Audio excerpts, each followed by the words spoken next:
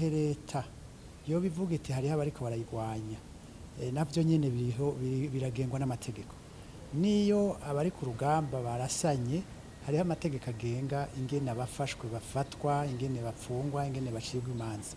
Mugabo aha uzubona hatorwa ibinogo vyahambwemwo abantu benshi nicerekana yuko baba bishwe mu buryo budasanzwe, kuko ari abantu bamaze gufatwa naho baba bafashwe ari icaha baba bariko barakora canke bagamije gukora, bajanwa imbere y'inyamiramabi zigatohoza zikabashikiriza parquet igatindika ikabashikana imbere y'amasentare.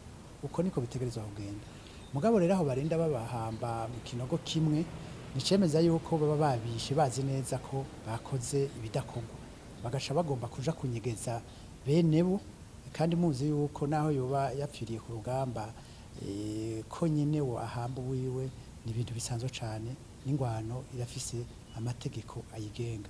Twebwe rero uko tugwa tuvuga niko tuvyuka tuvuga, ni ibintu biteye ubwoba kandi vyagirizwa inzego za leta cane cane bamwe mu nzego mu rwego rw'ipolisi, iperereza cane cane kuko benshi baba bacanywe mu busho bw'iperereza, hanyuma na bamwe mbere bari mu gipolisi gicungera inzego arico bita API.